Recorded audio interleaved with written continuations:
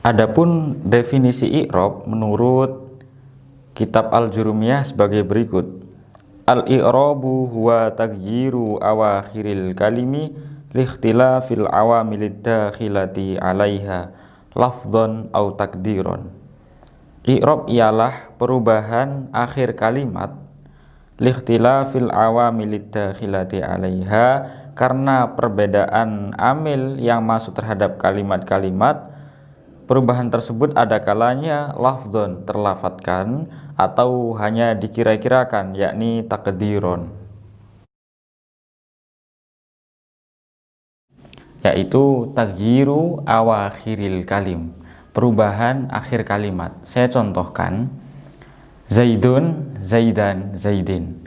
Lafadz Zaidun, Zaidan, dan Zaidin ini terdapat perbedaan. Ketika pada lafadz Zaidun harokat terakhirnya yaitu terdapat pada huruf dal berharokat dhammatain, kemudian Zaidan pada huruf dalnya berharokat fathatain, dan Zaidin pada huruf dal berharokat kasroten. Tentu perubahan ini kita pahami bersama, dan jika hanya memahami ini saja tidak bisa dikatakan sebagai i'rab.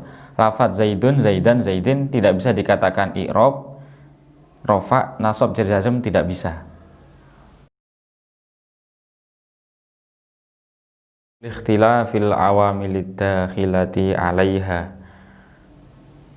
bahwa perubahan di akhir kalimat itu harus disebabkan oleh amil yang masuk. Misalnya amil rofa, saya contohkan lafadz ja'a Zaidun.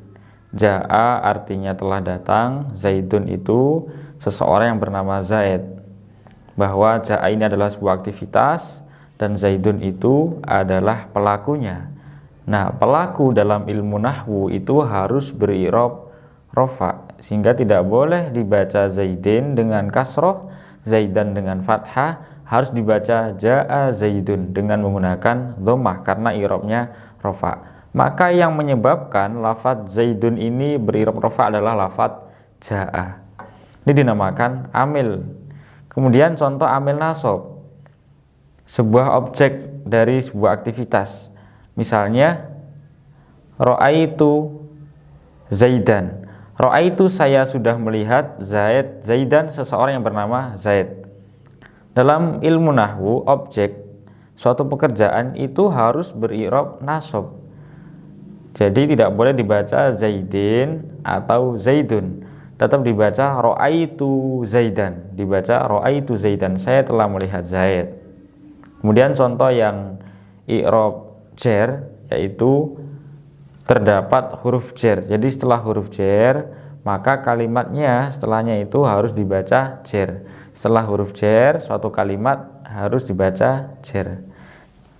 Di antara huruf jar yaitu min, ila, hatta, khola, hasya, dan seterusnya, dan bi juga termasuk huruf jar. Insya Allah nanti akan ada pembahasannya sendiri. Nah, kata setelah huruf jar ini harus beri'rab jar. Misalnya marartu bi Zaidin. Lafadz marartu bi Zaidin. Bi Zaidin ini lafadz Zaidinnya harus dibaca kasroh karena terdapat huruf ba, yaitu huruf jar, bi Zaidin. Tidak boleh dibaca bi Zaidan atau bi Zaidun. Nah, ada suatu keadaan yang mengharuskan lafadz Zaidin ini dibaca kasroh, tidak dibaca dengan harokat yang lain karena ada huruf ba. Nah, huruf ba ini dinamakan amil jar.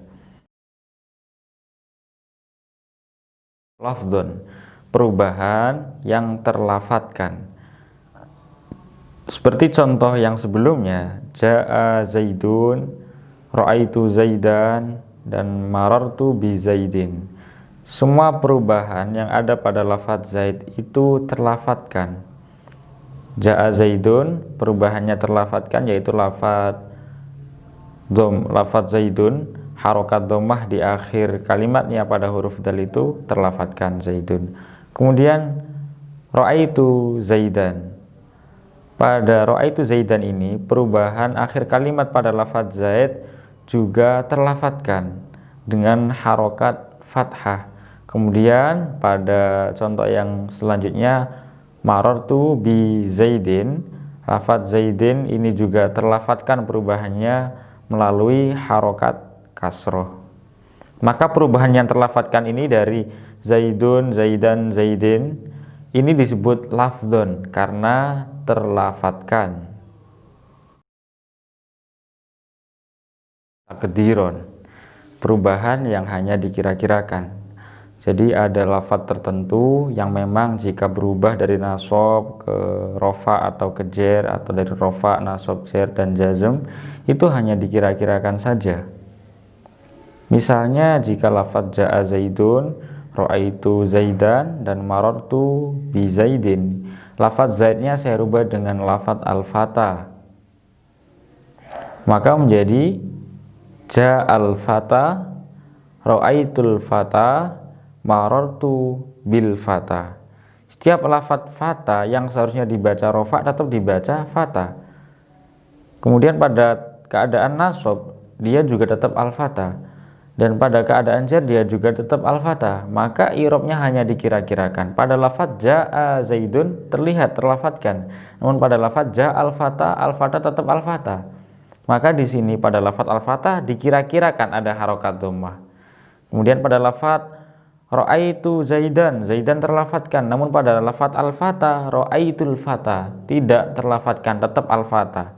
Seperti keadaan rofaknya tadi. Namun pada lafadz ra'aitul fata dikira-kirakan i'rabnya adalah nasab dengan fathah. Jadi dikira-kirakan ada harokat fathah.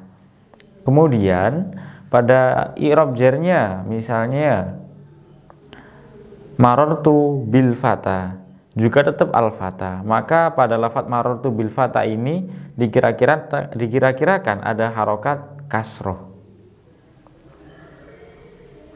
Jadi ketika rofa dikira-kirakan dengan fathah, ketika nasab dikira-kirakan dengan fathah.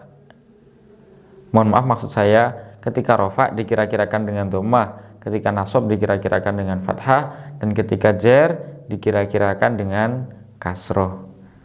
Sekian, terima kasih, semoga manfaat. Allahu a'lam. Assalamualaikum warahmatullahi wabarakatuh.